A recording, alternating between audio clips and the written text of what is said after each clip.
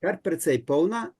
Prišel je dr. Marko Gričar in je rekel, no, če se moramo odločiti, da sami izberemo eno izmed dveh bolezni, kdo bi se odločil za raka in kdo za srčno popuščanje.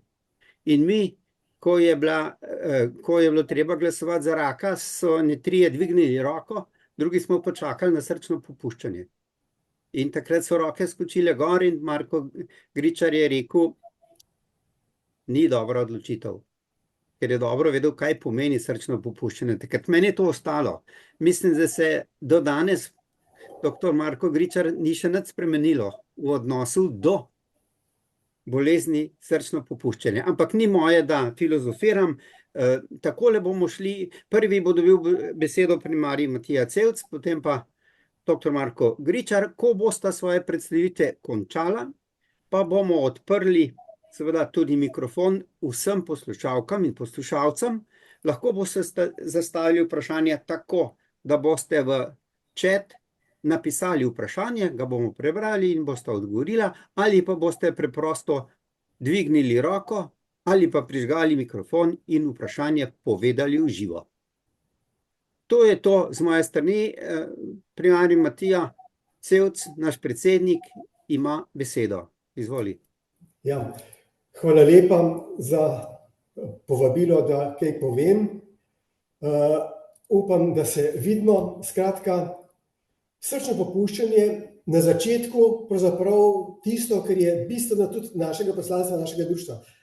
Praktično skoraj vse bolezni se da do določene stopnje preprečiti, če smo pozorni na njo in če se poslužujemo tistih možnosti, ki nam jih daje tako imenovana preventiva. Dejstvo je, da teh možnosti se velika večina ljudi ne poslužuje, zaradi tega so bolezni obtočil strahotno breme tako ljudi, kot tudi nacionalnih ekonomij. Ker poglejte, koliko milijonov življenj in izgubljenih let zdravega življenja gre v nič, zaradi tega, ker ne upošteva teh zelo enostavnih pravil, o katerih bom malo kasneje govoril. Še slabše je, gre za to, da na globalnem nivoju pravzaprav so bolezni obtočil v porastu. Pri nas smo malce drugačni. To so vzroki smrti v Sloveniji pred 2 letoma, novejših podatkov ni. In takrat vidimo, da je zaradi bolezni obtočil v Sloveniji umrlo 36% ljudi, zaradi raka 29%. Skratka, ampak če se še malo drugače obrne, gre pa za to, da v zadnjih letih se je ta slika že rahlo v Sloveniji zasukala.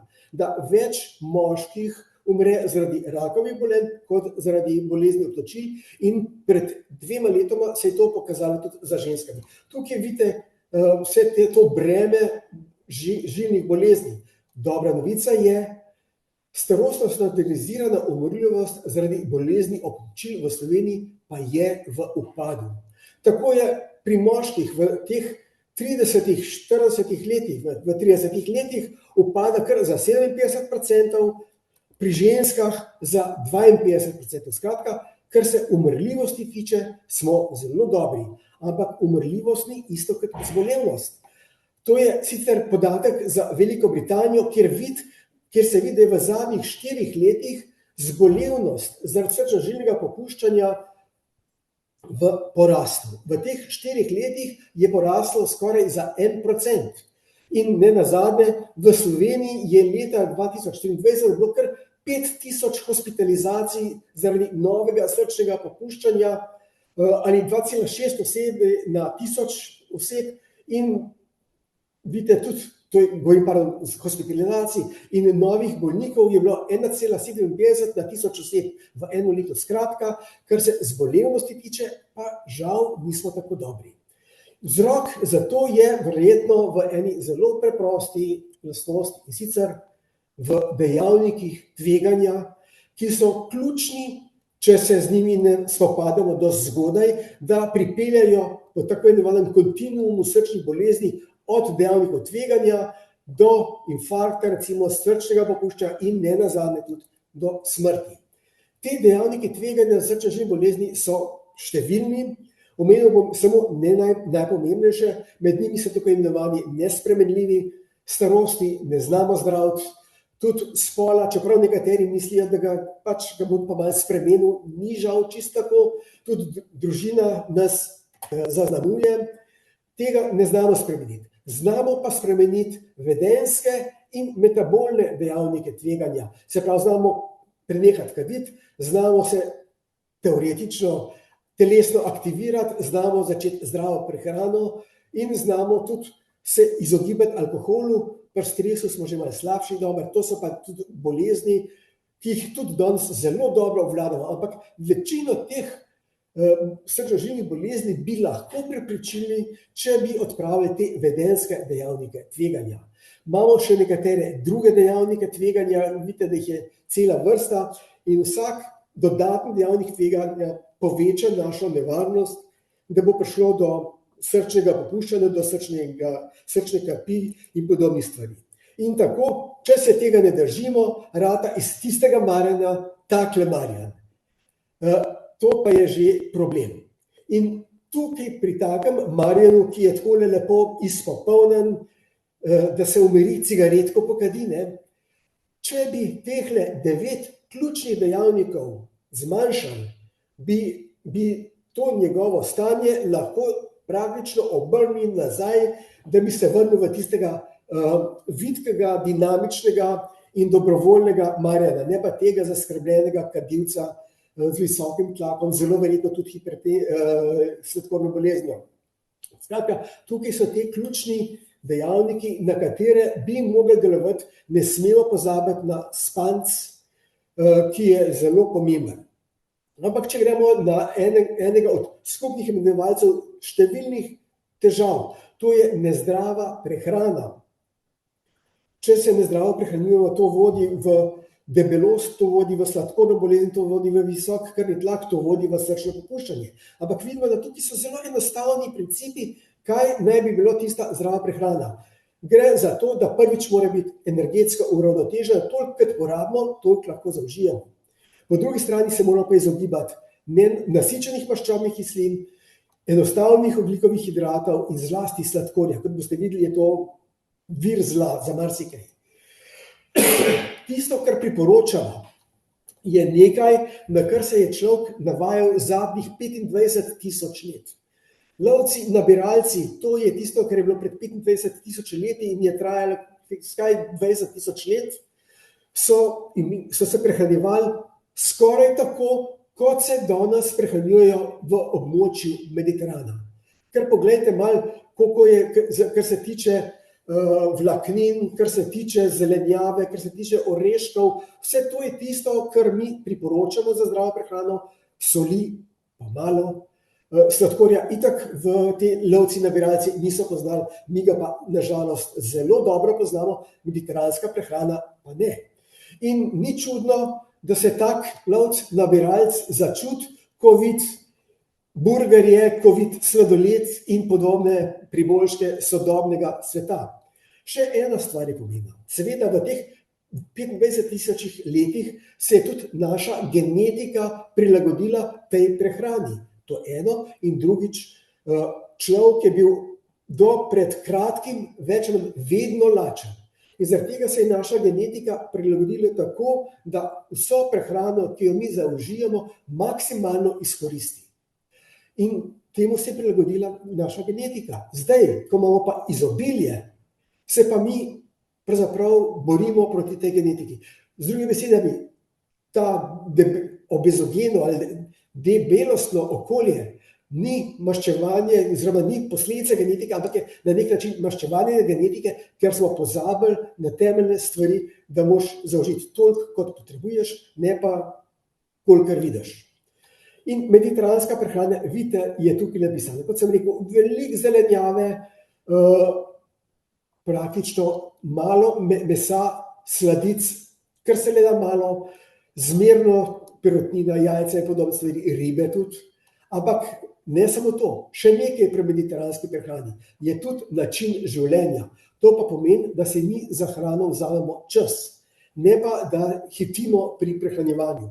Izkaže se, da tisti, ki zelo hitijo pri prehrani so bistveno bolj debeli kot tisti, ki jedo počasi. In ne samo, da so bolj debeli, tudi imajo višji holesterol, imajo višje trigliceride, imajo inzulinsko rezistenco, taki so bistveno bolj nagnjeni k sladkorni bolezni. Skratka, hitra prehrana je izrazito škodljiva, zaradi tega si moramo za hrano vzeti čas. Zdaj smo pa pri sladkorju. Gre za to, da naše telo ima sladkor zelo rado. Ga ima pravzaprav že plod. Matere, ki sladko hrano jedo, imajo tudi sladko amijsko tekočino, to je tisto, kar obliva zarodek, in tak zarodek to tekočino z užitkom požira. Da imajo novorojenčki in majhni otroci radi sladko, ni treba posebej razlagati, to imamo vsi osebne izkušnje s tem. In tisto, kar se začne v mladosti, se nadaljuje v odraslosti, skratka, kar se Janezek nauči, to Janez zna, in imamo seveda potem tudi radi sladko, ko smo odrasli.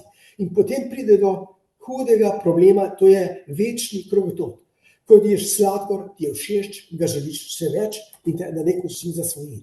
Ko ti poješ sladkor, se v možganih sprosti dopamin, ker je eden od hormonov zasvojenosti, ampak sočasno se sprosti tudi inzulin, kar povzroči, da v krvi tisti porast sladkorja hitro pade. In visok inzulin povzroča porast sinteze maščob.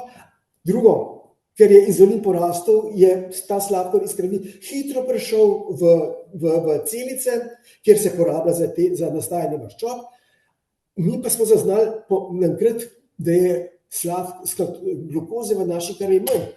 In nizek sladkor poveča apetit in željo, da bi ponovno zavzeli sladkor, in tako se tak krog lahko zelo hitro ponovi. In dejstvo je, da sladkor zasvoji kar 8-krat bolj kot kokain.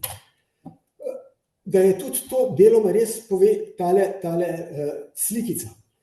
Tukaj je prikazan to rdeče, pa tele kocke na vrh modre, porabo sladkorja v Veliki Britaniji in v ZDA. In sočasno, vidite, tukaj je pa porast debelosti.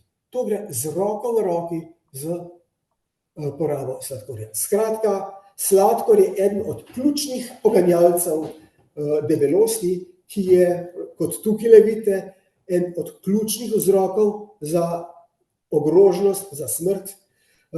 Vidite, da pravzaprav tisti, ki so izrazito prekomerno prehranjeni, v relativno majhnem deležu, manj kot 50% takih doživi 70 let starosti.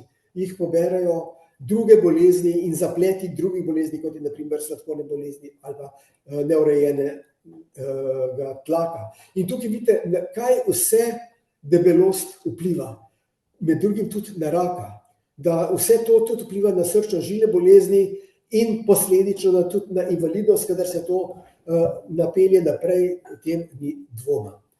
In tisto, kar je problem, zakaj so v svetu je v porastu srčno popuščanje, ravno zaradi tega, ker je v ekstremnem porastu tudi debelost.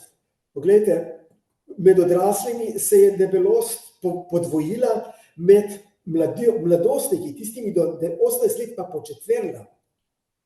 Vsak 8. človek na svetu je debel. In tisto, kar je pomembno, je to, da pravzaprav večina svetovnega prebivalstva živi v državah, kjer debelost ubije več kot premajhna teža. Skratka, zdaj več ljudi umre zaradi debelosti kot zaradi stradanja. Slovenija ni nič boljša, vidite, čezmerno hranjenost in čezmerno debelost, da smo pravzaprav na istem. In to je eden od vzrokov, zakaj tudi pri nas srčnega popuščanja ni nič manj, kot ga je bilo, čeprav je smrti manj. Ampak zbolevanja pa ne. Da se proti temu borimo lahko, je, kot se že prej rekel, zelo pomembno, da pojemo manj kot pokurimo. Pokurimo pa največ z redno telesno dejavnostjo.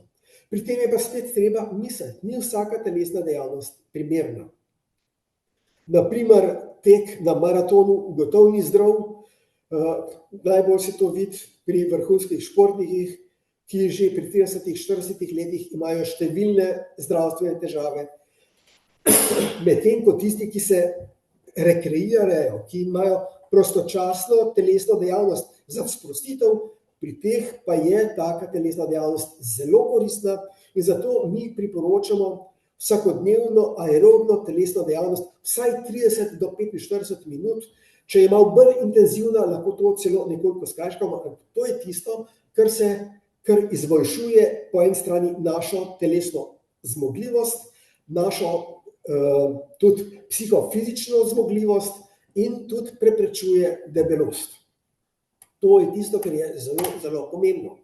Je pa dobro, da delamo vse te različne skupine telesnih vaj, od vzdržljivosti do moči in tudi nenazadnje za gibljivost, kajti če nismo dovolj gibljivi, bomo zlasti po malce bolj odmaknjenih letih manj gibki in bomo padali, malo nam bo zvrteli, pa bomo cokali po tleh, kar pripelje do zloma kolka, kadar se pa zlom kolk, pa pride do obležanja v posli, poje pa že kar bliskonc. Skratka, vse te 3 skupine vaj je treba delati in tukaj je mogoče ena od zelo pomembnih telesnih aktivnosti je ples.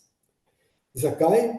Ker je aeroben in drugič, dokazano je, da ples ugodno deluje na kognitivne funkcije. Zato, ker med plesom mora človek ne samo, da se giblje, mora tudi razmišljati, da partnerju nastopi na noge, naprimer, ne. Skratka, ples ima določene pravila, o katerih boš več ali manj ves čas razmišljati in zaradi tega je to tako dobro. In še nekaj je.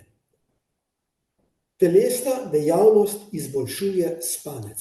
Prej sem pa že rekel, spanec je zelo, zelo pomemben dejavnik tveganja. In tukaj vidite, kako se izboljšuje, oziroma kako je soliden spanec pri tistih, ki so redno telesno aktivni in kako se slabša, če postaneš nedejaven, za razliko od tem, če si dejaven, je pa zelo redno. Govorimo o prostočasni telesni dejavnosti. To je tisto, kar zmanjša ogroženost in zniža smrtnost. Poglejte, za 40% prostočasna dejavnost, pa za 15% večje srčno-žilne dogodke, kar pa ne velja za telesno dejavnost na delovnem mestu. To je pa ravno nasprotno. Verjetno razlog za to je to, da na delovnem mestu ne delamo te dejavnosti, ne delamo sproščeni za užitek, ampak zaradi tega, ker moramo. In ne velja, da v takem primeru, da delo krepi človeka, ampak ga krepa, ker pa seveda ne pomeni, da zdaj nehate delati na delovnem mestu. To žal ne. Torej, če tega ne upoštevamo, pride do tegale in slej ko prej tudi do tega. To pa je že srčno popuščanje. Seveda niso samo te dejavniki tveganja, tisti tudi razni drugi vzroki so, ki vodijo v srčno popuščanje, od koronarne bolezni, ki je običajno posledica vseh tistih dejavnikov, ki sem govoril, tudi srčni napad je ponavadi posledica koronarne bolezni, sladkorna bolezen, visok krvni tlak, motnje srčnega ritma, potem so pa tukaj še drugi vzroki, ki niso tako redki, ampak niso pa tako pogosti, ampak opozarjam, da med take vzroke spada tudi debelost in alkohol. In tako se naš tale kontinuum preide v srčno popuščanje, v takega reveža, ki sploh vidite, da je tudi kumi pri sebi. In kaj je pravzaprav temeljno pri takem srčnem popuščanju? Pride do povečanja srca. Takole vidite, ob tem je pa ta srčna mišica običajno oslabela, prekat je tok, razširjen in tisto, kar je bistveno, je, da se to odraža tudi v funkciji. Imamo sicer 2 različni obliki, o tem bo še malo kasneje povedal, ampak to so tisti najpomembnejši znaki. Težka sapa, otekanje nog. Gre za to, da imamo različne oblike, verjetno o tem kaj več povedal še moj naslednik. Imamo srčno popuščanje z ohranjenim, s tistim deležem, pa tistim z oslabelim. Ampak tisto, kar je pomembno, je to. Različni patološki entiteti, ampak imata enake simptome in nažalost ali pa k sreči tudi enako prognozo. Zato, ker tudi, če bomo ustrezno se zdravili, bomo tudi prognozo izboljšali. Simptomi srčnega popuščanja so pa tukaj našteti. Seveda utrujenost, če mi nenadoma opazimo, da smo postali manj zmogljivi, da se nam je nenadoma začela telesna teža večati, da smo omotični, da začnemo v gležnje ali pa noge utekati, da nam srce razbija, da imamo kratko skapo, da nas duši predeženi. To so vse znaki, simptomi srčnega popuščanja. Dejstvo je, da te lahko postopoma postajajo in jih zato včasih celo težko prepoznamo. Včasih pa zlasti po kakšnem akutnem obolenju pa lahko zelo hitro nastanejo in pri takem pride do akutnega poslabšanja, akutnega srčnega popuščanja. To vemo, pa potem mogoče malo več bo povedal dr. Gričar. Skratka, pozorni moramo biti če se začne pojavljati utrujenost, če naenkrat prej smo v tretji štuk pretekli, zdaj smo pa že pri drugem nadstropju ali pa celo v prvem zadihani in imamo kratko stavko, pokašljujemo. Vse to je tisto, na kar moramo pomisliti. In zaradi tega nekateri priporočajo, da bi moral vsak človek se analizirati, pa gledati, a je postal kaj bolj zasopel, a ob hoji, ko je prej sprehajal kužka, prej je šel mimogrede na Rožnik v Ljubljani ali pa na Golob, zdaj ga pa že tam na pol poti začne malo težko hoditi, a so se mu pojavile otekline v nogah, da je telesna teža šla gor, zato se svetuje tudi redno tehtanje. Dobro, lahko je tudi kakšna prstna bolečina. Vse to so, če tega ni, smo kar na dobrem in nadaljujemo.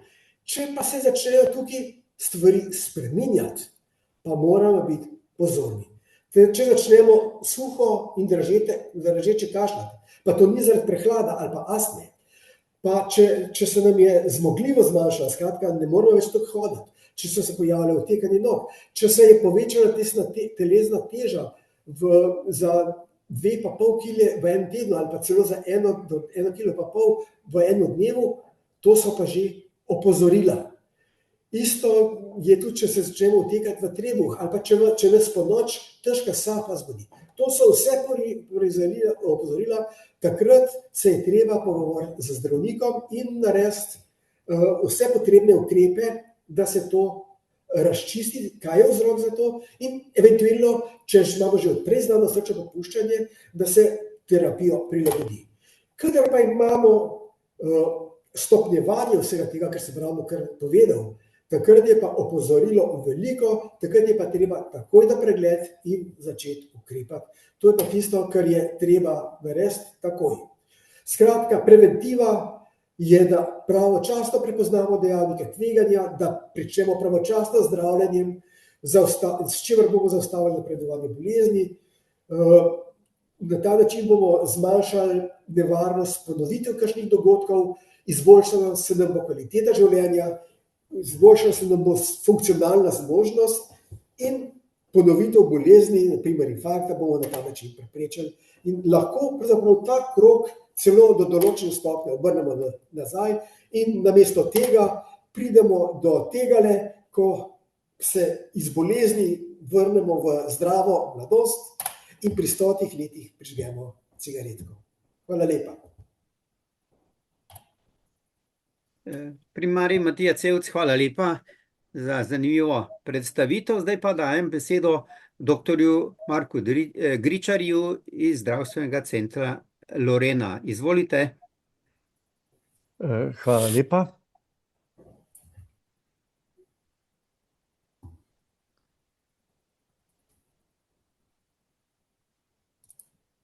Evo, tole se upam vidi. Hvala lepa za povabilo. Hvala lepa gospodu Francu Zalarju za uvodne besede in prijazno najavo in predvsem hvala lepa primarij Cevcu za tako lepo predavanje o srčnem popuščanju. Ne bi se hotel prilizovati, ampak z veseljem sem si nekaj posnetkov naredil z zaslona, ker predavanje je bilo res edukativno in doživeto od človeka, ki se s tem resnično ukvarja že celo življenje. Tako da hvala predsedniku in podpredsedniku. Moja naloga danes je, da se rahlo navežem na to, kako zdravniki in bolniki ali pacienti, se niste vsi bolniki, a ne, kako mi kot tim, kot par, kot ekipa gledamo na srčno popuščanje. In bi glede tega se nekako bi dal poudarek predvsem na dve besedi iz naslova današnjega celega sklopa. To je prepoznajmo in ukrepajmo. Tukaj bom šel skozi to svojo pripoved s pomočjo mogoče 20-25 stavkov, čisto kratkih, ki naj nas opozorijo na naše skupno sodelovanje, kjer bom poskušal združiti zdravniški pogled in pogled pacientov oziroma vprašanja pacientov glede obravnave srčnega popuščanja, tako glede prepoznave kot glede ukrepanja. Mogoče bi najprej povedal to, da srčno popuščanje, pogosto se uporablja kratica SP, ni ena sama bolezen, ampak je sindrom, kot ga je natančno predstavil primarij Matija Cevc, z lepim opisom poslabšanja kakovosti življenja, pa tudi določenih objektivnih meritev, ki se pojavijo, ko srce ne zmore več svoje naloge. Gre za to, da na nek način ladja tone. Pacienti se v končni posledici kritičnega srčnega popuščanja ali pa akutnega srčnega popuščanja, zlasti pa terminalnega, končnega, v resnici utapljajo. In potem smo skupaj, ne samo zdravniki, ampak skupaj postavljeni pred nalogo, da prepoznamo srčno popuščanje in da ga zdravimo, in pri tem si moramo deliti delo. Ne samo zdravniki med seboj, ne samo zdravniki in sestre med seboj, ampak predvsem tudi s pacientom, s tistim, ki ima srčno popuščanje. Kajti naše delo je lahko uspešno in prijetno šele takrat, ko je pacient del ekipe. Jaz večkrat celo poudarim, da ne sme biti del ekipe, ampak je vodja ekipe. On vodi, pacient vodi, seveda nima vsega znanja, ki je potrebno, ampak on je vodja, ker on je cilj našega zdravljenja, mi smo pa v njegovi službi. Ni obratno. Mi smo zaradi vas pacientov tukaj, ne obratno. Tukaj ne sme biti niti kančka napuha. Smo pa seveda pred težko dilemo, ker če vzamemo recimo težko sapo, tukaj gre za prikrivanje vzrokov in pojavnih oblik.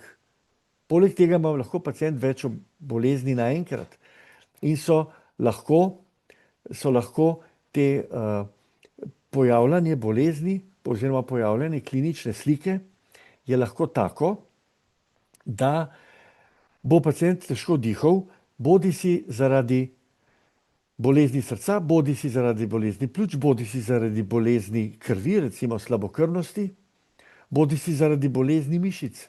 Tega na prvo žogo ne moremo vedeti. Podobno je s starostjo. Starost se vplete noter in nam popolnoma prekrije te klinične slike. In kako zdaj ugotoviti, ali je težka sapa posledica razloga 1, 2, 3, 4, 5. Podobno je pri otekanju goleni. Neredko pacienti najprej pridejo k kardiologu, češ, ker mi otekajo goleni, so mi povedali, da gre verjetno za srčno popuščanje.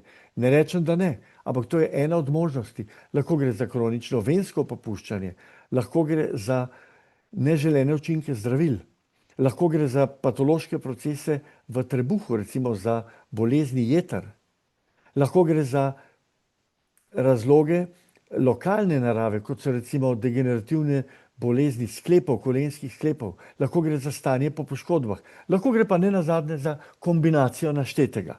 In to je kar zahtevna naloga, da se prebijamo skozi vzroke in da opredelimo, ali je to srčno popuščanje, ali ni, ali pa je kombinacija.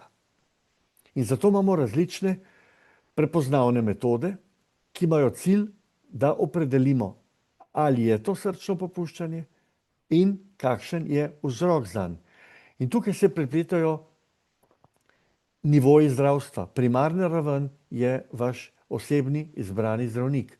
Sekundarna raven je recimo kardiolog, nefrolog, diabetolog, zdravnik za zdravljenje debelosti in podobno, bodi si v specialistični ambulanti, na polikliniki, v regionalni bolnišnici. Potem imamo pa še terciarno raven, kjer se izvajajo najtežje preiskave, to sta pa praviloma v naši državi oba klinična centra. Kateri nivo je pomembnejši? Noben, vsi so enako pomembni. Hiša brez temeljev se bo podrla in hiša brez strehe se bo podrla, slej ko prej. In ko pridemo enkrat do diagnoze, o diagnozah je delno že spregovoril primarij Cevc, je to šele začetek. Najprej iščemo, ali je to srčno popuščanje, in ko ugotovimo je, potem zdravnik v mislih ali v obliki natisnjenih smernic vzame smernice v svoje roke in se vpraša, po kateri poti bova s pacientom šla, da ugotovimo, da zdravimo, da izboljšamo kakovost življenja, da preprečimo zaplete, da preprečimo smrt. In eden od ukrepov so tudi zdravila. In pri zdravilih se v današnji interni medicini in kardiologiji in številnih drugih strokah v zadnjem času govori o tako imenovanih stebrih. Stebri so tiste temelji zdravljenja oziroma tiste smeri zdravljenja, tisti principi zdravljenja, brez katerih ne gre. In to ni samo eno, teh je praviloma več. Recimo za zdravljenje srčnega popuščanja, pri katerem gre za oslabljeno krčenje srca, imamo 5 stebrov. To pomeni, mora zdravnik skupaj s pacientom natančno analizirati zdravila in ugotoviti, ali prejema vseh 5 zdravil, če je seveda bolezen tako huda, ki jih po sodobnih smernicah mora dobivati. Na drugi strani bo pri srčno popuščanju, pri katerem ne gre za slabo krčenje, ampak je, kot je rekel primarij Cevc, srce bolj togo, slabše podajno, se ne sprosti dovolj hitro v vsakem utripu, navidezno manj hudo, ampak prognostično enako nevarno srčno popuščanje, da imamo na voljo manj zdravil. So mogoče stebri samo 3. Podobne stebre imamo pri zdravljenju maščob, podobno imamo pri zdravljenju hipertenzije, podobno imamo pri zdravljenju sladkorne bolezni. In tako se najde nenadoma zdravnik v središču enega, kot bi bil v Atenah na Akropoli, da ni samo en tempelj, ampak jih je okoli njega mogoče 5, mogoče 10. In vse te stebre mora poznati teoretično in jih pri pacientu tudi potem testirati. Zakaj? Zato, da ne pride do najhujšega. In ko je prej gospod Zalar omenil moj stavek izpred let, ko sem rekel, katero bolezen bi se raje zbrali, raka ali srčno popuščanje. Seveda rak zveni grozljivo, srčno popuščanje je pa nekaj čisto nedolžnega, se to imajo vsi. Ni res. Prognoza je takole črno-bela kot tukaj. Preživetje načelno, če vzamemo cel spektr srčnega popuščanja in vključimo tudi najblažje oblike, je tako, da je ob postavitvi diagnoze kruto dejstvo, da bo čez 5 let živih še polovica teh pacientov. To pa ni dobro. To je predvsem hudo. Če bi pa vzeli najhujšo obliko, je pa podobna katastrofa že čez 1 leto. Rekel sem, da je to ne enovita bolezen, ampak sindrom, skupek simptomov in znakov, ki jih je predstavil primarij Cevc, ki pa se lahko pojavljajo tudi pri različnih drugih boleznih, zato se tukaj lahko hitro zgubimo in zatavamo na napačno pot. Tudi vzroke smo danes že slišali. Številni vzroki lahko pripeljejo do tega, da srce kot črpalka ne zmore. Zdaj mogoče naklonim par sekund sami besedi srčno popuščanje. To pomeni, da srce ne zmore več, da popušča. To ni puščanje. Neredko se pojavi pri laični populaciji, pri pacientih, zamenjava 2 pojmov. Puščanje in popuščanje. O puščanju govorimo recimo pri zaklopkah. Zaklopka naj bi tesnila, po domače bi rekli dihtala, če pa se to ne dogaja, pa pušča. Blago puščanje je normalno, pomembno puščanje pomeni, da ventil ne deluje, kri udari nazaj tam, kjer ne bi smela, volumsko in tlačno obremeni neke votline, votline se povečajo, srce se poveča, kot smo slišali, tlaki naraščajo, anatomija se podre, krčljivost se zmanjšuje, podajnost se zmanjšuje in nenadoma srce ne more več opravljati svoje funkcije. To je recimo eden od vzrokov. Vzroki so lahko zdaj na nivoju vsake strukture v srcu. Lahko pride do slabšanja delovanja mišice, lahko pride do slabšanja delovanja prevodnega sistema, ki skrbi za ritem, lahko pride do slabšanja delovanja zaklopk, ki so ventili, lahko pride do predobremenitve, ker je prevelik dotok krvi k srcu, lahko do poobremenitve. To pomeni, da je srce pri svojem delu črpanja izpostavljeno prehudemu delu zaradi bodisi aortne stenoze, to je zožitve zaklopke, kjer mora skozi majčkeno lukenco iztisniti ves volumen, ali pa zaradi visokega krvnega tlaka, beri arterijska hipertenzija, ki tudi srce obremeni. In v določenem trenutku srce s prilagoditvenimi mehanizmi to še zmore, se prilagaja, vključuje preko ledvic, preko kompenzacijskih mehanizmov, preko simpatičnega sistema različne trike, da kljub temu, da je preobremenjeno in ima zmanjšane zmožnosti, še zadovolji potrebam telesa. To pomeni, da je prekrvavitev možganov, mišic, ledvic, same srčne mišice, vseh ostalih organov prebavil še zadostna, ampak v nekem določenem trenutku se začnejo pa domine podirati in takrat prekrvavitev teh organov ne zadošča več. In s tem je izpolnjena diagnoza srčnega popuščanja, oziroma ta figurativnost te diagnoze, da prekrvavitev, za katero je zadolženo srce, ne zadošča več in vsi organi začnejo trpeti. Vsem organom se začne slabo goditi. To se praviloma dogaja pri bolj stari populaciji, pri katerih se tako ali tako pojavi mogoče zmanjšana telesna zmogljivost, blago otekanje, težja sapa ob naporih in neredko se lahko zgodi, da pacient sam ali njegov zdravnik zameša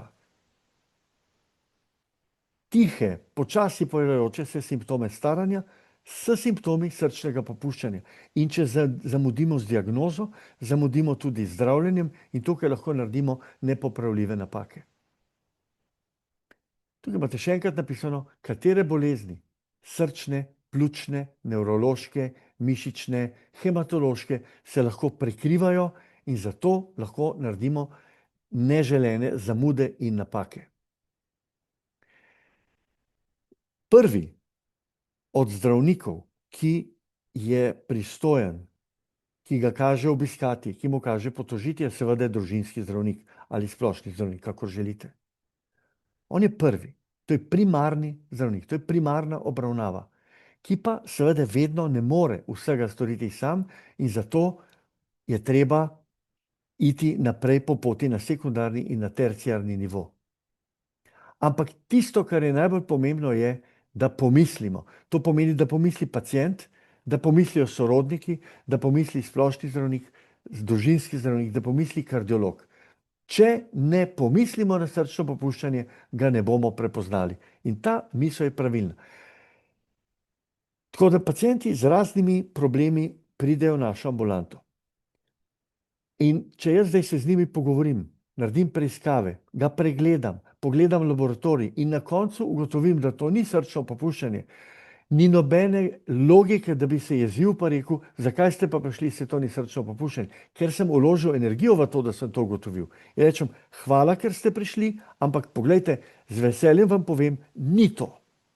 Če pa pride in je srčno popuščanje, bom pa rekel, hvala, ker ste prišli, prav je, da ste prišli, kajti je srčno popuščanje. Ampak v obeh primerih sem vesel. Prvič smo odstranili nek dvom, pacienta pomirili, v drugem primeru smo postavili diagnozo in si lahko samo rečemo, hvala Bogu, da je prišel, bomo lahko ukrepali. To pomeni, je treba biti proaktiven. Treba se je spraševati, treba je biti zvedav, treba si je postaviti odgovore, skupaj moramo biti proaktivni.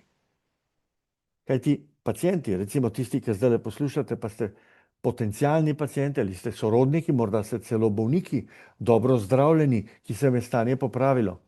Vi boste vedeli, da te stvari, ki so naštete zdaj v tem seznamu, na tej sliki, nimate v svojih rokah. To so zdravnikova orodja. On se zna pogovoriti, on zna izvesti pregled, on zna povprašati in po dokumentaciji poiskati pridružene bolezni, ki so lahko vzrok ali pa tisti dejavnik, ki prikrije klinično sliko.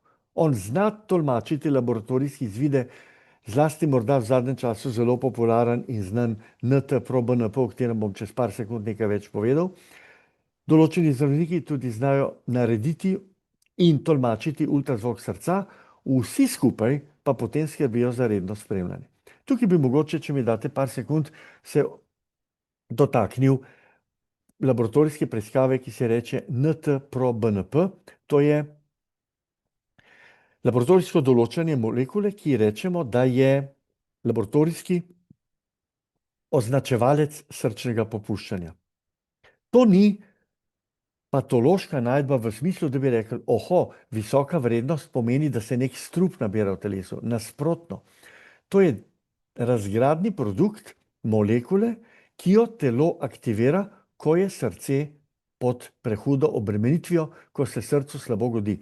To pomeni, da ko bo zdravnik s pomočjo laboratorijske preiskave v vaši krvi določil povišano raven NT-proBNP-ja, da so bili aktivirani mehanizmi, ki kažejo, da obstaja srčno popuščanje, zato so bili te mehanizmi aktivirani. Ob poslabšanju srčnega popuščanja bo raven te molekule višja, ob izboljšanju stanja z zdravili, s pravimi ukrepi, operacijami, stentiranji, diuretikom in podobno, bo ta vrednost nižja. V očeh, ne v očeh, v rokah zdravnika je ta rezultat, ta podatek laboratorijski zelo uporaben, medtem ko paciente pogosto prestraši. Zakaj? Laboratoriji ne napišejo, da so normalne vrednosti, meje, kaj je še normalno, z leti zelo naraščajo.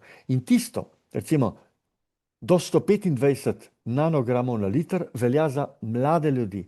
Pri starejših, nad 80, je praviloma normalna vrednost do 900. Ampak so vsi prestrašeni. Mi postanemo zaskrbljeni pri vrednostih nad 2000, 3000. Huda poslabšanja so 10 000, 15 000. Lahko so tudi bistveno višja. In se tudi zdravljenjem spreminjajo. Tako da tolmačenje tega izvida sodi v roke zdravnika. Ampak jaz ne rečem, da ne biti pozorni. Dajte si to določiti, podprite svojega zdravnika, da vam to določi. Morda pa bo potrebno konzultirati kardiologa, da boste to pravilno raztolmačili. Primarij Cevc je že povedal, da se srčno popuščanje deli na več oblik. Jaz bom poskušal povedati še enkrat na podobno razumljiv način. Če vzamemo srčno mišico, imamo pri njenem popuščanju, pri njeni nezmožnosti, da bi opravljala svoje delo, dve možnosti. Srčna mišica ima dve funkciji. Ena je, da se mora skrčiti, da porine kri naprej, in druga, da se mora po vsakem skrčanju sprostiti, da se srce napolni z novo krvjo, ki jo bo v naslednjem stisu, spet stis, porinilo naprej, nato se spet sprosti, se napolni in tako deluje črpalka. Obe funkciji sta lahko moteni. Če je moteno krčenje, rečemo temu, da srce, da se ne skrči dovolj, da ne porine dovoljšnega deleža svojega volumna naprej, in temu rečemo srčno popuščanje z zmanjšanim iztisnim deležem. Se pravi, srce porine naprej, iztisne manjši delež svoje prostornine, kot je bilo prej in kot je prav. Druga oblika srčnega popuščanja je tista, ko je ta iztisni delež normalen, ohranjen, črpalna funkcija je dobra, ampak srce je togo in se počasi težko napolni. Zato nastaja kolona krvi, ki bi morala iti v srce, da ga napolni. In ta kolona sega od srca do pljuč. In posledično se povečajo tlaki v pljučih, ljudje težko dihajo. Ob naporih, kasneje tudi ob majhnih naporih in celo v mirovanju. In temu rečemo srčno popuščanje z ohranjenim iztisnim deležem. Diagnostika je različna, zdravila so različna, določena se tudi prekrivajo in tukaj brez zdravnika ne morete narediti nič. Je pa pomembno, da to veste, kajti eno in drugo je srčno popuščanje. Dokler pa nismo imeli zdravil za zdravljenje srčnega popuščanja z ohranjenim stisnjenim deležem, smo to kar nekako ignorirali, vsi pacienti in zdravniki, pa smo kar paciente trepljali, saj se vam srce še dobro krči, saj ni tako hudo, pa tudi vidite nobenih zdravil drugih razen, zdravljenja hipertenzije nimamo.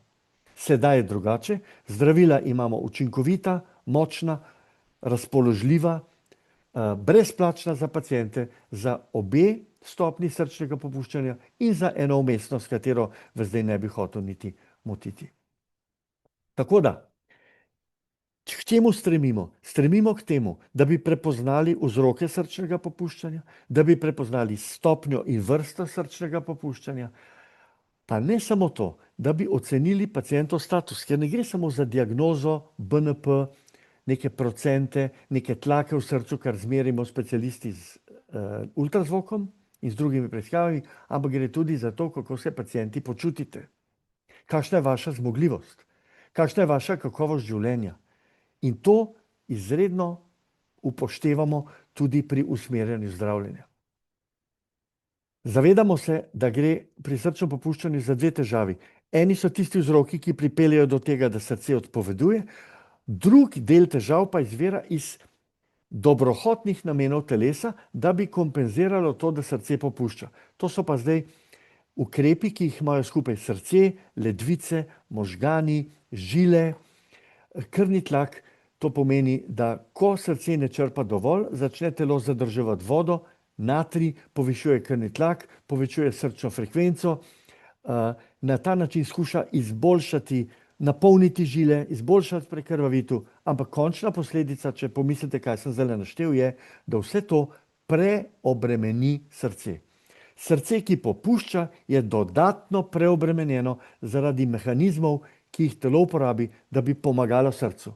Kot bi konja, ki se je zlomil nogo, je padel na tla, bi jaz začel bičati, češ, dej bolj delaj. Prilagoditveni mehanizmi ne vedo, da srce ne more in ga bičajo. Zato mi z zdravili, to je zelo pomembno, zdravniki z zdravili blokirajo te prilagoditvene mehanizme, da srce ni preobremenjeno zaradi telesnih reakcij. In tukaj je odgovor na vaše vprašanje, zakaj imam toliko zdravil? Zato, ker moramo blokirati toliko mehanizmov. Če kakšnega spustimo, ne bo dobro. To pomeni, da odpravljamo razloge, ki so povzročili popuščanje, blokiramo prilagoditvene mehanizme in istočasno poskušamo izvajati kardiološko rehabilitacijo. Ta pojem pa pomeni, da naj bi bil pacient sposoben kakovostno živeti, prijetno živeti, kljub novim razmeram, ki so prišle iz nove situacije oziroma zaradi srčnega popuščanja. In tukaj poudarjam, ko boste šteli zdravila, pa se boste prijeli za glavo, včasih 2, 3, sedaj 4, 5, 6 zdravil, verjemite, posvetujte se z zdravnikom, naj vas prepriča, kako so to različni stebri, ki skupaj nosijo streho, streha je pa vaše kakovostno življenje in vaše preživetje. Seveda se to razlikuje v akutni fazi. Akutno pomeni takrat, ko je na hitro nekaj narobe, ko je to urgentna situacija, ko se je poslabšalo, za razliko od kroničnega srčnega popuščanja. V akutni fazi uporabljamo grobe mehanizme, da zvozimo, da ni katastrofe, da avion ne udari ob tla. Pri kroničnem zdravljenju skušamo na nežen način omogočati, da človek dobro živi, pa da mu še zdravili ne povzročamo težav. In zdaj prihajam počasi proti koncu. Smernice, ki jih zdravniki uporabljamo in seveda pacientom niso tako poznane, so nam neke vrste opora, da pazimo, da izpolnimo vse pogoje, da damo vsa zdravila, da damo vse, kar je na voljo in da se pri vsakem stiku s pacienti vprašamo, ali ima na voljo vse. Ali sem dal vse, kar je možno, vse, kar zavarovalnica dopušča, vse, kar znanost ve, vse, kar je na voljo na recept, vse, a sem aktiviral vse kolege, a smo naredili vse. Ne pa, da sem v svoji coni udobja, pa rečem, saj bodo drugi, saj bo drugič, nimam časa, koliko imam jaz lastnih problemov. Za take misli ne sme biti časa. Mislimo široko in iščemo celostno oskrbo za paciente, ki so nam zaupali vse. In to zaupanje je bistveno, kajti vse je v igri. Kompletno zdravje. Poglejte, tukaj je napisano, pacient ne pozna vseh detajlov. Pacient, naš bolnik, ta, zaradi katerega smo mi tu, zaradi katerega imamo službo, zaradi katerega imamo delo, čemur smo predani, nam je predal zdravje in življenje v najboljši veri, da kot zdravnik tega zaupanja zaradi svoje lenobe ali pomanjkanja časa, ali jeze, ali užaljenosti, ali neumnosti, ne vem česarkoli, govorimo o sebi, in psevdo pomanjkanja časa, pomanjkanja volje ali znanja, če se ne izobražujem, ne smem zlorabiti. Jaz moram biti 100% na voljo. In tukaj je tisto, kar sem rekel, da se moramo zdravniki, sestre, fizioterapeuti, farmacevti, vsi povezovati za to, da bomo dober, čvrst tim, katerega cilj, katerega center in katerega vodstvo je v bistvu pacient. Tempus fugit pomeni, čas teče, čas leti. Nimamo časa. Zamude se maščujejo. Če ne vemo, če ne moremo narediti vsega, potem naredimo vsi skupaj, tudi pacienti, tisto, kar je nujno, kar je hitro, kjer ne bo nobenih nepotrebnih zamud. Zato pozivam, da moramo biti vsi skupaj izobraženi, vsi skupaj v timu, da se med sabo spodbujamo, da se pohvalimo, da postanemo zavezniki v boju proti bolezni. Kaj to pomeni? Na eni strani reke naj bo bolezen. Ni prav, da je na eni strani reke bolezen, pa zdravnik, ki vam je to povedal, pa zdravila, ki vam grejo na živce, pa preiskave, ki so mogoče včasih neprijetne. Na drugi strani je pa pacient. Ne. Na eni strani naj bo bolezen, na drugi strani reke smo pa skupaj. Pacient, sestre, zdravniki, zdravila, preiskave in vse skupaj. Mi proti bolezni. Opozoril bi na japonsko filozofijo, eno od njihovih disciplin, to je kaizen. Kaj je sprememba? Zen je dobro, sprememba na boljše. Pri srčnem popuščanju, če kje, potem tukaj velja, da s sodelovanjem, s spoštovanjem, z doslednostjo in s pravočasnostjo lahko spreminjamo stvari na boljše.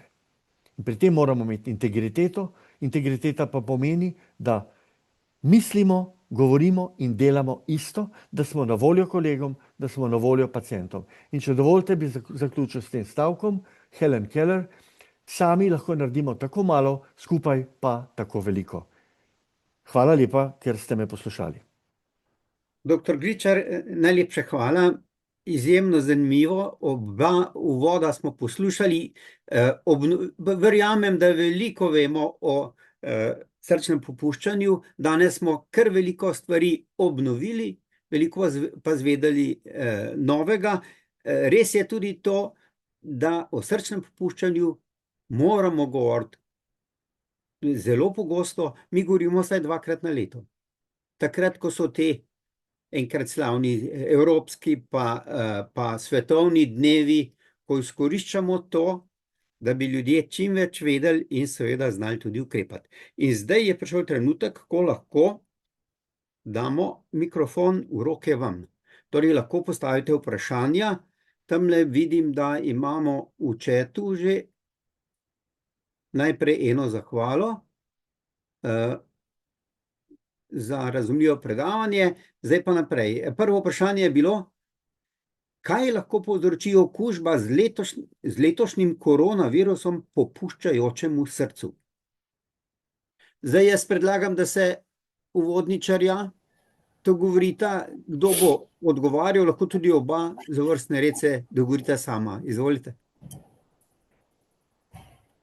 Ja, pa bom skušal jaz. Mislim, tako kot vsako vnetje, tudi letošnji koronavirus ali pa kjerkoli viroza srčnemu popuščanju ne de nič dobrega. Zaradi tega je pri takih stvarih treba pač vedeti, da vsako vneto dogajanje pomeni določeno obremenitev. Če srce že itak popuščajoče, pomeni to za njega dodatno obremenitev, zato ga moramo drugje razbremeniti. Skratka, verjetno je v tem času smiselno malo bolj počivati, primerno tekočino piti, seveda pri napredovalnem srčnem popuščanju običajno imamo to spremlja tudi omejitev vnosa tekočine, ampak to je treba vse v dogovoru z osebnim zdravnikom ali pa z kardiologom uskladiti, tako da je ravno pravo razmerje.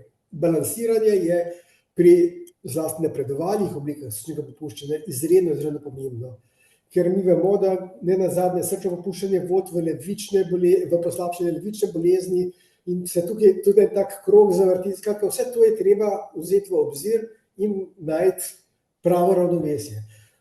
Katerokoli vnetje, ne samo koronavirus, je pa škodljivo. Mimogrede, koronavirusi tudi lahko neposredno srčno mišico napadijo, tako kot na primer virus gripe ali pa kjerkoli drug. Vsi so tudi deloma lahko napadijo srčno mišico kot tako in povzročijo dodatno poslabšanje.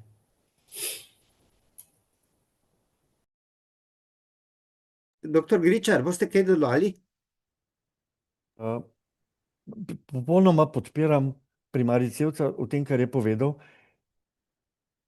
Strah ljudi pred cepljenjem, pred virusnimi vnetnimi boleznimi je odveč. Gripa, COVID, celo navadni prehladi so potencialno zelo nevarni za paciente s srčnim popuščanjem, da ne omenjamo streptokoknih pnevmokoknih okužb, to so tiste hude pljučnice. Tako da cepljenje pravočasno, lahko tudi z več cepivi na en dan, da ne bo težave, je pomemben preventivni ukrep pri srčnem popuščanju. Tako da sem absolutno za. In se tudi letos že, če dovolite, ponosno cepljen. Hvala. Tudi jaz sem se cepil. Ampak gremo naprej. Kako nizek krvni pritisk vpliva na srčno popuščanje? Ja, če dovolite. Vprašanje je zelo dobro, odgovor pa ni lahek. Dovolite uvodoma čisto kratek opis. Diastolni krvni tlak, to je spodnja vrednost, je posledica tonusa v žilah, ker žile, arterije so narejene iz mišic in te so skrčene in ohranjajo določen tlak. To je spodnji tlak. Zgornji tlak je pa vsakič posledica, ko se srce skrči, porine kri v žile in nastane skok tlaka. To je pa sistolni krvni tlak. V primeru srčnega popuščanja, ko je iztis slabši, bo manj krvi iztisnjene, počasneje bo iztisnjena in sistolni krvni tlak bo nižji. Tako da pri težjih oblikah srčnega popuščanja imamo že a priori nizek krvni tlak, ki je posledica primarne bolezni, to je srčno popuščanje. Na to pa dodamo zdravila, ki jih srce nujno potrebuje in večina teh zdravil dodatno znižuje krvni tlak.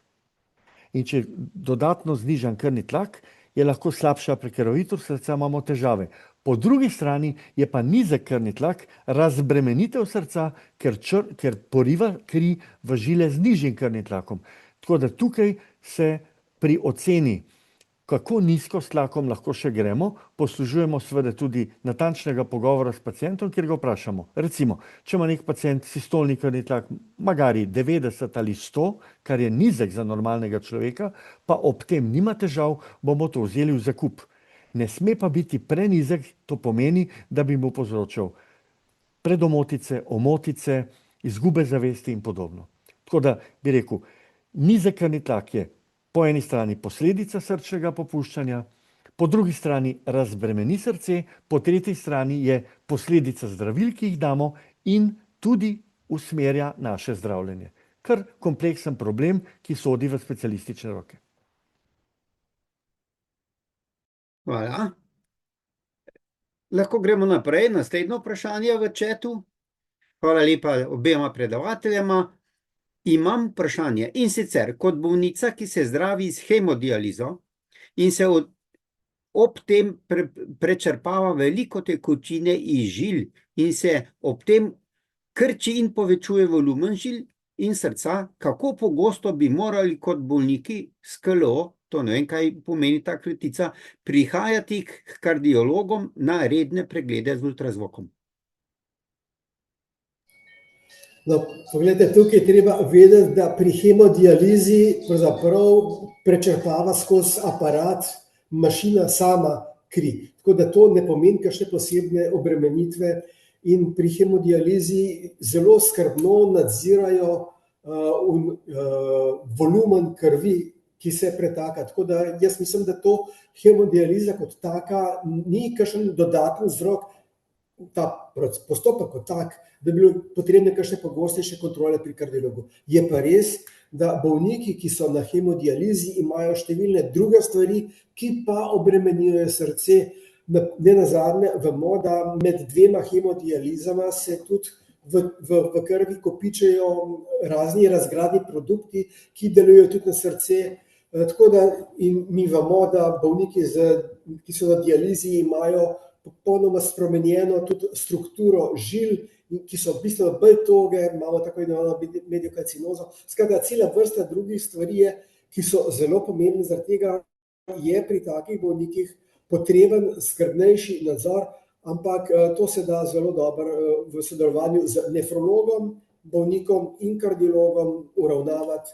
Kakšni ultrazvoki prav po mojem vedenju, kakšne dodatne preiskave niso potrebne, razen kadar nam določeni izvidi ali pa simptomi pokažejo, da je prišlo do nekih sprememb, takrat pa na vsak način je.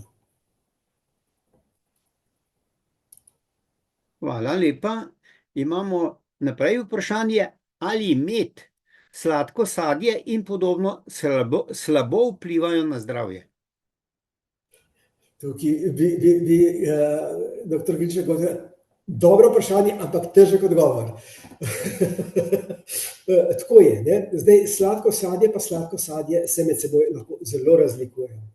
Pri vseh teh stvareh je bistveno to, kako je to zapakirano, po domače povedano. Naprimer, v grozdju, kjer je večinoma te sladkobe v tekočini, taka glukoza zelo hitro v telo preide. To ni najboljše.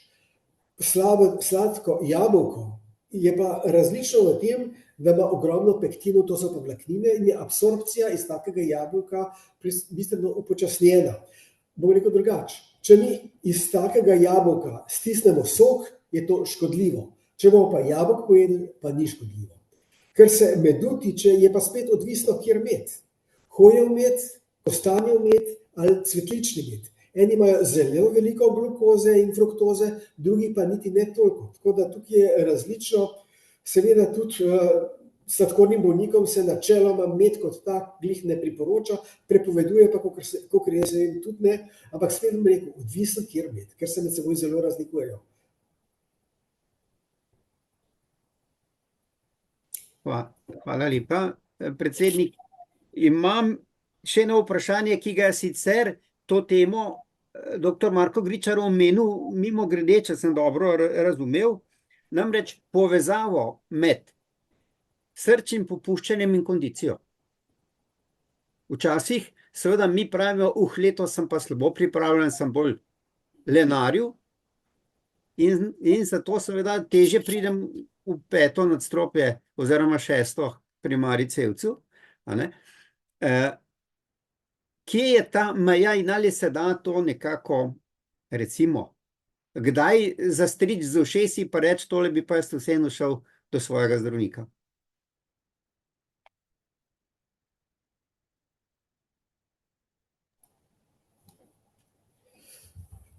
Ne vem, kaj ne rečem jaz. A imaš ti kakšne ideje, Marko? Ja, klinična slika ali pa bi rekel tako, to, kar pacient čuti, kar človek čuti pri srčnem popuščanju ali pri zmanjšanju telesnih zmogljivosti, se zelo prekrivata.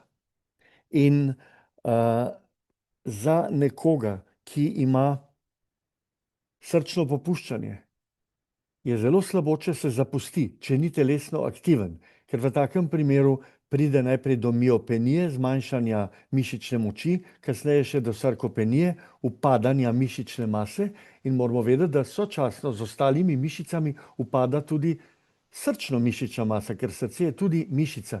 Tako da je treba pri srčnem popuščanju zelo skrbeti za redno telesno aktivnost, za ohranjanje kondicije, kajti brez gibanja ni nič.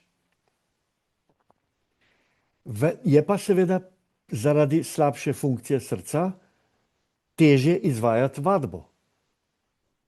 To smo tukaj v nekem pad položaju, ki se ga da pa popolnoma dobro reševati z redno, zmerno telesno aktivnostjo.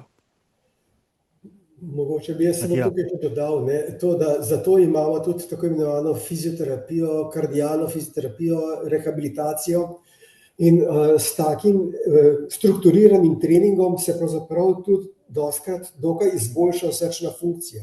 Tudi pri tistih, ki imajo napredovalo srčno popuščanje, se njihova fizična zmogljivost lahko relativno dobro popravi. Ne normalizira, ampak bistveno izboljša, tako da se s tem tudi kvaliteta življenja drastično popravi.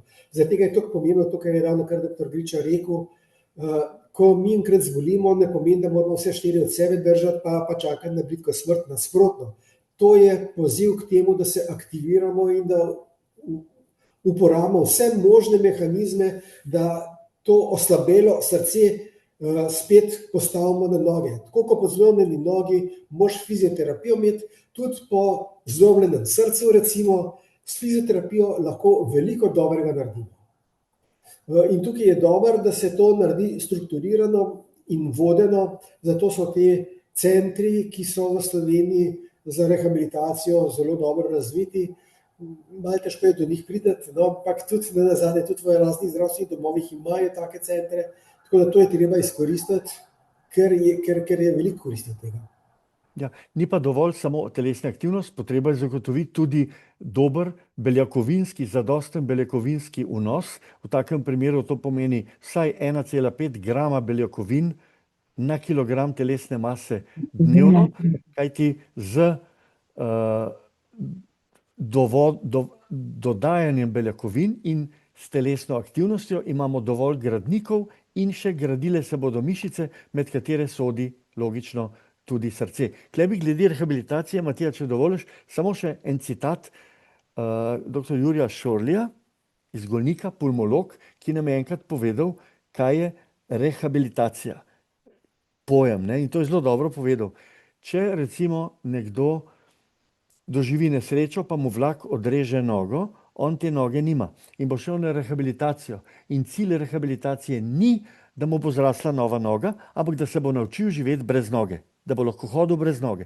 Isto je tudi v primeru kardiološke rehabilitacije, po infarktu ali pri srčnem popuščanju, ima rehabilitacija nalogo, da pacienta usposobi fizično in psihično za življenje pod novimi, slabšimi pogoji, da bo kakovost življenja še vedno dobra. Hvala lepa.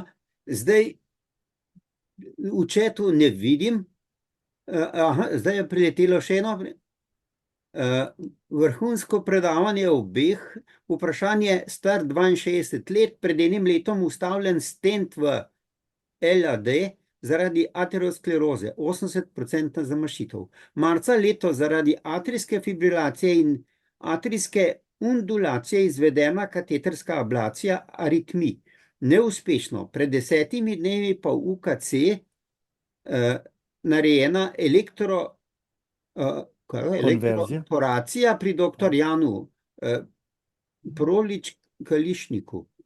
Ali imajo te moje diagnoze absolutno verjetnost srčnega popuščanja v nadaljevanju življenja, ali se lahko ob teh diagnozah v tem življenju srčnemu popuščanju izognem? Matija, boš ti? Boš ti, kar izvoli, Marko. Ja, torej, gospod je, mislim, da je bilo močne spolu, zelo dobro pojasnil. Gre za 2 bolezni. Ena je koronarna bolezen, kjer so ugotovili zožitev ene žile in so jo uspešno razrešili. To pomeni, so omogočili pretok zopet v pomemben del srca. Ta zadeva je načelno, bi rekel, rešena glede pretoka, ampak bolezen tli v ozadju in zahteva stalno pozornost ekipe, ki skrbi za tega gospoda. Ampak ta stvar je bila očitno uspešno rešena. Ne vemo pa, ali je imela ta koronarna bolezen, ki je bila prehodno žila zožena nekaj časa do stentiranja, ali je imela kakšne posledice na delovanje srčne mišice. Druga zgodba sta pa kar dve aritmiji v primeru tega pacienta, ko je omenil atrijsko fibrilacijo in undulacijo. Najprej so mu naredili po eni od starejših metod, to je bilo verjetno ali radiofrekvenčna ablacija ali krioablacija, pa ni bilo uspešno. To se zgodi, te metode so uspešne prvič tam okoli 70%, 30% pa ne. Potem so mu zdaj naredili v kliničnem centru po tretji, novi metodi in upajmo, da je bila uspešna. Ampak to tudi še ne ve, počakajmo malo. Ne vemo pa, ali ta pacient ima srčno popuščanje. To je pa tisto, o čemer so danes primarij Cevcem govorila. To mu lahko nekdo pove na osnovi pogovora, pregleda, laboratorijskih izvidov in ultrazvoka srca. Lahko, da nima srčnega popuščanja, lahko, da ga ima. Ampak ena in druga bolezen, ki jo ta gospod ima, lahko vodi do srčnega popuščanja. S pravilnim ukrepanjem, z uporabo pravilnih zdravil v pravih odmerkih se da pa ogromno dobrega narediti. Tako da on ima pogoje za kakovostno življenje fantastične. Samo treba je biti pri stvari. Matija, kaj ti misliš? Absolutno se strinjam. Treba je izpolnjevati stalno tiste, kar sem pokazal, opomnike in pravočasno priti do ustrezne ekipe, ki bo modificirala terapijo, kaj dodala, kaj odzela. Verjetno je v ozadju obeh bolezni so številni dejavniki, ki so do tega pripeljali, ampak če jih mi pametno obvladamo, najmanj, kar bomo naredili, da bomo daleč v prihodnost zaplete umaknili, to je pa že zelo veliko. Ker če boš pri 100 letih imel malo napredovano srčno popuščanje, to nam skoraj že gepira. Narobe je pa, če je to pri 60 letih. Hvala lepa. Ja, zdaj pa smo res, kot kaže, vprašanja izčrpali, tudi tista ura, za katero smo bili dogovorjeni. Prehitro zaključujem. Star sem 65 let, nekdo piše. V letu 24 sem doživel srčni zastoj z uspešnim oživljanjem. Ugrajen mi je bil CRT-D. Kako naprej? Je srčno popuščanje zaustavljeno? Moja kapaciteta srca pred dogodkom je bila 25%, sedaj je nad 40%.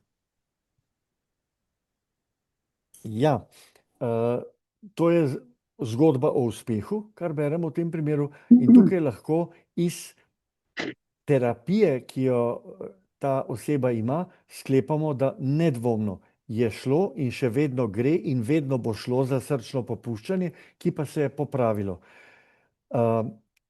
Na srečo je bila reanimacija dovolj hitra in uspešna, rešili so življenje, rešili so srce, vendar so potem očitno ugotovili, da je bila funkcija tako slaba, pa mogoče tudi vzrok ni bil znan, da so se odločili za vsadni defibrilator.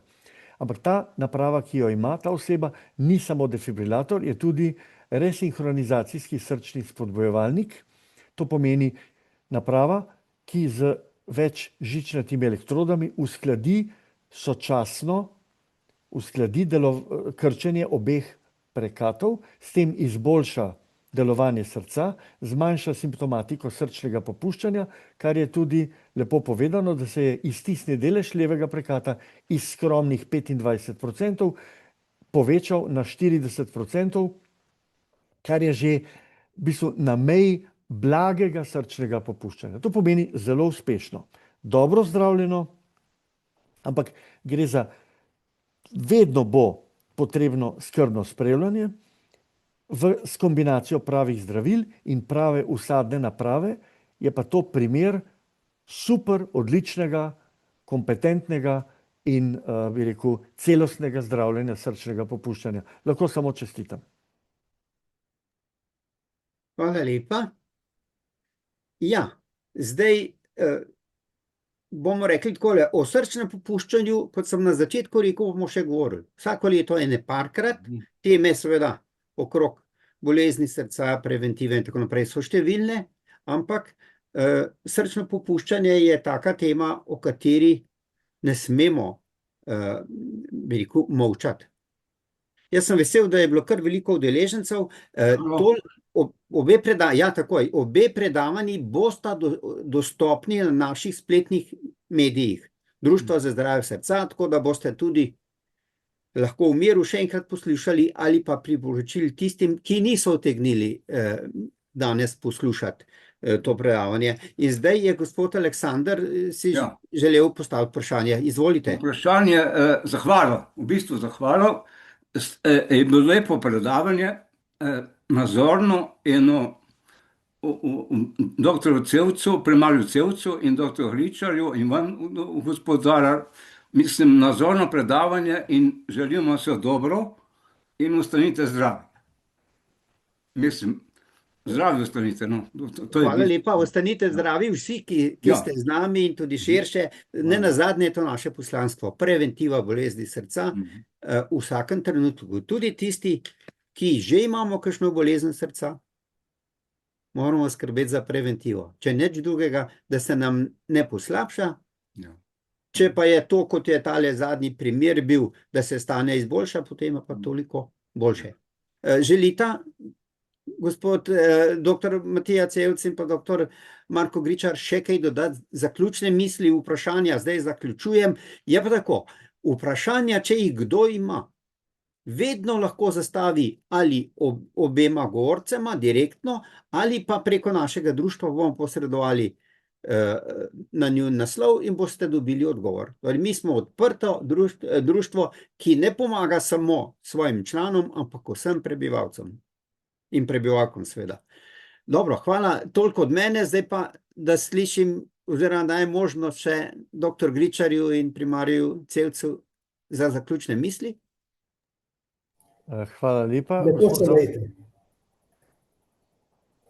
Jaz bi samo pohvalil odlično srečanje, vaše prvič dobro idejo, pobudo, motiviranost, odlično vodenje in z moje strani pa hvala za zaupanje in čast in priložnost.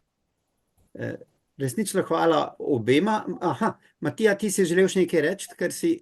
Ne, tam hotel se tudi jaz zahvaliti, pa to je to. Ok, hvala lepa. S tem zaključujemo današnje srečanje. Malo smo šli čez mero, noben nam ne bo to zameril. Torej, če si to mero, ko smo rekli, da bomo 1 uro imeli tole predavanje. Hvala vsem. Jaz upam, da smo vsaj nekaj odnesli, si zapomnili, če nič drugega, vsaj to, da srčano popuščanje le ni tako brezupna stvar, kot si včasih mislimo, in da smo mi tudi tu iz Društva za zdravje srca in ožilja in pa seveda naši prijatelji zdravniki, ki smo v vsakem trenutku pripravljeni pomagati vsakemu, ki ima kakršnokoli vprašanje in težavo. Hvala lepa in lep večer. Hvala lepa.